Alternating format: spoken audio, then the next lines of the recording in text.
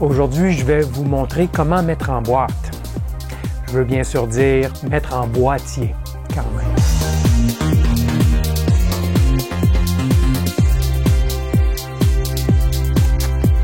Bidouilleur, salut. Parfois, les sujets les plus élémentaires sont ceux qui intéressent le plus les gens.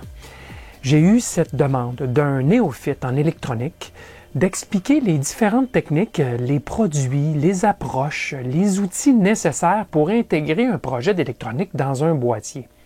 À première vue, je me demandais si j'aurais vraiment assez de choses à dire sur le sujet. Mais plus j'y réfléchissais et plus les idées sortaient. Tellement qu'il y en aura pour plus d'une vidéo, finalement. Qui l'aurait cru?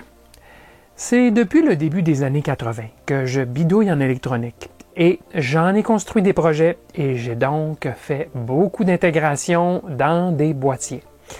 Alors, je vais couvrir pour vous l'étape de planification, les différentes variétés de boîtiers, les types de fixation des plaquettes PCB dans un boîtier, les approches d'alimentation du boîtier, soit en CA ou en CC, le câblage interne, le câblage extérieur, l'outillage et j'en passe. Les débutants en auront donc pour leur argent. Alors, lançons-nous sans plus tarder avec l'étape de planification. Il est très important de planifier le boîtier à l'avance pour ne pas vous en mordre les doigts plus tard dans le projet. Il est essentiel d'avoir le boîtier en tête au moment où vous concevez la plaquette, le projet. C'est bien important. Au niveau des dimensions, gardez-vous de l'espace pour le futur. Il n'est pas dit que votre projet n'évoluera pas avec le temps. Donc, les dimensions de plaquettes PCB doivent être plus petites que le boîtier. C'est évident. Attention, car il n'y a peut-être pas seulement la plaquette, par contre, à prendre en ligne de compte. Un bloc d'alimentation, des connecteurs, le câblage, une pile. Une fois tout intégré dans le boîtier, il est possible que le couvercle ne ferme pas. Et je me suis fait avoir plus d'une fois, croyez-moi. Bon, il y a des exceptions cependant à choisir un boîtier plus gros que la plaquette. Parfois, la plaquette PCB doit avoir une dimension exacte pour pouvoir glisser et être supportée dans les rails internes de boîtier. C'est courant sur des boîtiers extrudés comme celui-ci. Pour pouvoir mieux planifier l'emplacement des contrôles et d'autres éléments sur la façade du boîtier, faites-vous un croquis à l'échelle avec n'importe quel logiciel de dessin. Imprimez-le et collez-le sur le boîtier visé, sur la façade en général, pour simuler l'emplacement des contrôles. Mais ça aidera aussi à marquer les emplacements avec un poinçon ou un marqueur plus tard lors du perçage. Et garder de l'espace pour les contrôles et les modifications futures sur la face avant. Au niveau du matériau du boîtier, il y en a trois principaux, les plus populaires, soit le métal, le plastique et le cuivre. Bon, j'y reviens dans quelques minutes sur les types de boîtiers avec plus de détails. Je vous conseille de favoriser les contrôles, les prises, les accessoires ronds autant que possible. Vous verrez que de découper un trou carré pour un bouton poussoir, ou encore pire, une large ouverture rectangulaire pour un affichage LCD, c'est beaucoup plus de travail. Un autre aspect à ne pas oublier est la dissipation de chaleur. Pourrait-il y avoir surchauffe dans le boîtier s'il n'y a pas de ventilateur ou des vents passifs, des trous?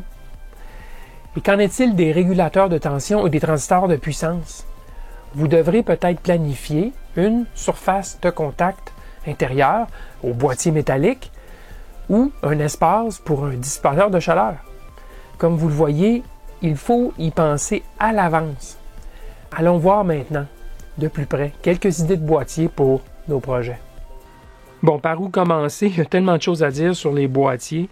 On va dire qu'il y a trois types, là, comme je vous ai mentionné. Type en plastique, type en métal et aussi type fait sur mesure, soit avec du cuivre ou ce genre de matériaux. Alors, oui, le type en métal, c'est le type le plus cher, malheureusement, mais c'est celui qui est le plus solide. Alors en métal, on a deux types, là, on a aluminium et acier, j'y reviens.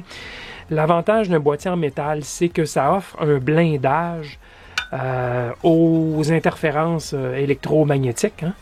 Donc, et ça évite donc interférer vers notre projet ou le contraire, que notre projet fait de la radiation électromagnétique vers d'autres appareils. Donc, c'est l'avantage du métal. Bien sûr, sa solidité aussi.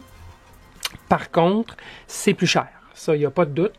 Les boîtiers en métal sont 2 à 3 fois le prix d'un boîtier en plastique. Si vous faites des recherches, vous allez le voir assez rapidement. Maintenant, pour les boîtiers en métal, il faut savoir récupérer. C'est là qu'on va faire beaucoup d'économies. Alors, j'y reviens sur la récupération tantôt. Si vous avez la capacité de fabriquer des boîtiers, ben allez-y gaiement. Ici, vous avez un exemple de boîtier fabrication commerciale, mais c'est simplement de la feuille d'aluminium pliée. Hein? Donc, il est possible de se fabriquer ce genre de boîtier si vous avez l'outillage pour le faire. Et ça va vous coûter seulement une fraction du prix si vous trouvez du matériau à pas trop cher. Alors, il y a aussi toute l'autre classe, qui est la classe de boîtier en plastique, qui est celle qu'on va utiliser le plus souvent, compte tenu que nos projets, c'est des projets à bas coût qui ne nécessitent pas nécessairement un boîtier en aluminium. Et l'autre raison majeure, c'est que le coût est beaucoup moindre pour des petits boîtiers en plastique. Pour quelques dollars, on peut se trouver un boîtier qui va être approprié pour notre petit montage. Bon, ici j'ai plusieurs assortiments de boîtiers de plastique. La majorité sont des boîtiers Hammond. Hammond est un grand fabricant de boîtiers métal, plastique. C'est un fabricant international, il y en a partout. Ils sont localisés au Canada, mais ils sont aussi en Angleterre et ils sont ailleurs. Donc, cherchez Hammond, H-A-M-M-O-N-D. Vous allez trouver des bons boîtiers bien faits. Sinon, vous pouvez acheter des petits boîtiers faits en Asie pour pas cher, là, pour des petits projets rapides, il n'y a aucun problème. Bon, évidemment, le plastique n'offrira pas de blindage électromagnétique, puisque ce n'est pas un conducteur. Par contre, il est possible d'en trouver qui auront une couche de peinture conductrice à l'intérieur et qui offriront le blindage que le métal aurait normalement à faire. L'autre point à mentionner, c'est que le plastique est beaucoup plus facile à usiner, à machiner pour faire les trous et ainsi de suite que le métal. L'aluminium, c'est encore pas si mal. L'acier, par contre, ouf! Alors, le plastique, facile à travailler, très facile même. Sur des boîtiers, en particulier en plastique, on trouvera des boîtiers qui ont intégré un compartiment à pile dans le boîtier. Alors ça, c'est intéressant. Okay? Ça rend le projet plus... avec un look plus pro. Et disons, ça facilite bien sûr le remplacement de la pile, plutôt que de devoir dévisser le couvercle à chaque fois. Alors ça, c'est quelque chose qui est courant. Ça se trouve, un boîtier avec compartiment à pile. Mais la plupart n'en auront pas. Il y a d'autres boîtiers comme ceci, vu que c'est en plastique, il y a des formes assez intéressantes qui peuvent être créées. Celui-ci, c'est un boîtier là, pour un appareil qu'on tiendrait dans notre main, avec probablement un mouvement aiguille ici ou un affichage quelconque, puis des boutons ici. Alors ça se trouve aussi. Ça, c'est un peu plus cher que des petits boîtiers carrés, par contre, là, ou rectangulaires. Là. Alors, les couleurs, j'en ai pas parlé, évidemment, vous aurez un choix de couleurs. Le noir a tendance à faire plus pro, mais ça, encore une fois, c'est une question de goût. Bon, une autre façon de construire des boîtiers, je vous en montre un exemple ici, c'est d'utiliser de la plaquette de circuit imprimé, comme ça, et de découper un paquet de morceaux qu'on va souder ensemble pour former le boîtier. Okay? Alors ça se fait bien. L'avantage de cette technique, bien sûr, c'est qu'on peut donner la forme qu'on veut à l'appareil. L'autre avantage, c'est qu'on pourra intégrer sur le fond, à même le fond du boîtier. Donc, on pourra concevoir la plaquette avec notre circuit. Ici, c'est un préamplificateur de 144 MHz. Mais on pourra donc bâtir le circuit sur un des fonds, y intégrer les deux connecteurs, bien sûr. Et lorsque la plaquette du fond sera terminée, bien, on pourra se fabriquer des côtés et un arrière comme ça. Et on aura notre boîtier scellé. Ce n'est pas très élégant. Ce n'est pas fait pour être élégant, c'est fait pour être fonctionnel, OK? Avec de la plaquette comme ça. Alors ça, c'est une autre possibilité. Lorsqu'on met de la main sur de la plaquette à bas coût, là, alors ça peut être une option. Bon, il est aussi possible d'utiliser de la feuille de cuivre pure et simple. Là, je vous en montre pas, là, mais si vous preniez de la feuille de cuivre mince, vous pourriez la découper puis vous fabriquer des petits boîtiers avec ça. Ça, c'est une autre possibilité. Mais l'important dans les boîtiers, c'est de vous faire des stocks à l'avance. Moi, c'est tous des boîtiers que j'ai trouvés dans des foires radioamateurs, j'ai trouvé dans des magasins de surplus d'électronique à pas cher. Je n'ai pas tendance à investir trop dans un boîtier parce que ça peut venir très onéreux et augmenter beaucoup le coût de votre petit projet. Alors, soyez imaginatifs, récupérez des boîtiers. Voici un exemple ici. C'est un interrupteur, un commutateur, un sélectionneur de port série ou port parallèle. Dans ce cas-ci, c'était port série. Ça, ce genre de boîte-là, il en pleut dans les foires radioamateurs, les foires d'électronique, parce que les gens n'utilisent plus les ports série. Alors, il y en a beaucoup de ces boîtiers-là. C'est des beaux boîtiers. Vous allez avoir ça à 1 ou 2 $. Il y a un commutateur à l'intérieur à multipôle, genre 10 ou 15 ou 20 ou 25 contacts. Donc, ça peut être intéressant. Un beau bouton. Vous allez même pouvoir récupérer des connecteurs à l'arrière. Par contre, la plupart du temps, c'est des boîtiers en acier. Et l'acier, c'est difficile à manipuler, à travailler. Si vous travaillez de l'acier puis que vous devez faire des trous carrés, là, bien, bonne chance. C'est long et on se blesse plus facilement parce que la limaille qui est produite par le perçage et l'usinage, bien, ça peut blesser assez facilement. Donc, c'est l'inconvénient des boîtiers en acier comme ceux-là. Mais par contre, à pas cher, vous aurez des beaux boîtiers. Il faut que vous laissiez aller votre imagination pour des boîtiers de récupération. Pensez, si vous êtes capable, de trouver des flacons comme ça, des contenants de film 35 mm, si vous pouvez encore en trouver. Peut-être vous en avez accumulé beaucoup. Bien ça, ou bien sûr, un contenant, un flacon de pilule, ça c'est très bien. On met ça sur un câble. Et par exemple, vous auriez besoin d'un optocoupleur en plein centre d'un câble. Bien, moi, j'ai utilisé cette solution-là à plusieurs reprises. Alors, on a un fil, un câble qui arrive ici, un autre câble qui arrive ici, et on met une petite plaquette de circuit imprimé à l'intérieur. OK? Ça se fait bien.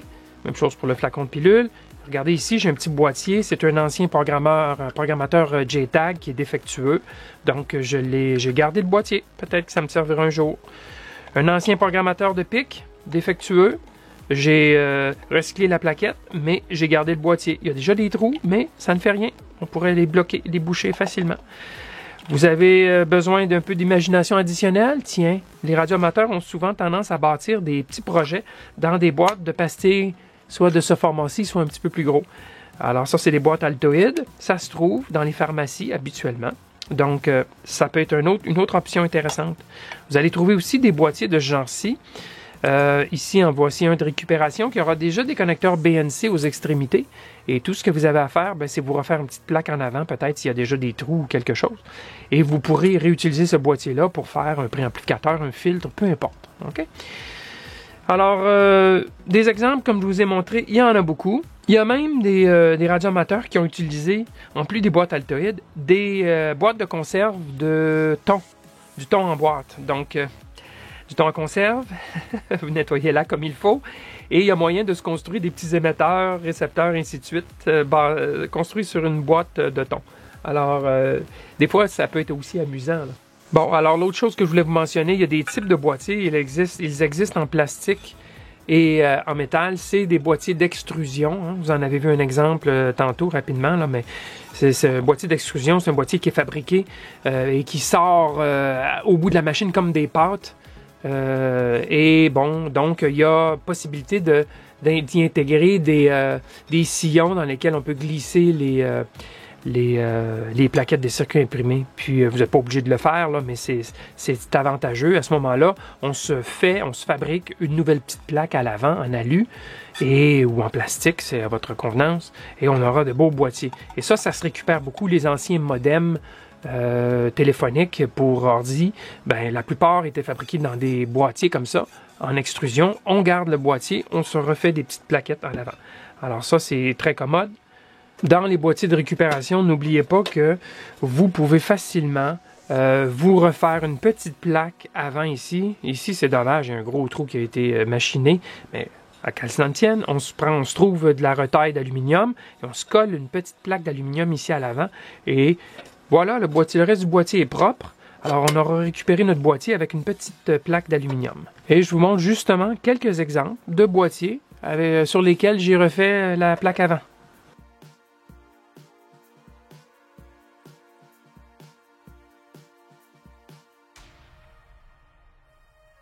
Si vous faites des recherches sur les sites web de vente, un boîtier en anglais, ça s'appelle case ou enclosure ou box. C'est les mots-clés à utiliser pour trouver des boîtiers sur les sites de vente en anglais. Bien, j'ai seulement couvert les boîtiers vus de l'extérieur jusqu'à maintenant. Dans la ou les prochaines vidéos de cette série, je vais vous montrer toute la quincaillerie des fixations que j'utilise pour compléter les mises en boîtier. Je vais montrer aussi les outils de base que j'utilise pour machiner les boîtiers. Je vais aussi vous énumérer quelques options pour le lettrage des faces avant et arrière. Finalement, je vais vous montrer un intérieur typique d'un boîtier de projet que j'ai monté dans le passé. Un très bel intérieur, à mon avis, bien humble. C'est donc un rendez-vous. N'oubliez pas qu'il y a le forum Électrobidouilleur qui vous permet de poser vos questions ou de faire vos propres suggestions sur le thème des boîtiers ou sur n'importe quel thème qui toucherait le bidouillage en électronique. forum.bidouilleur.ca. Merci de me suivre et surtout merci de me supporter. Et à la prochaine!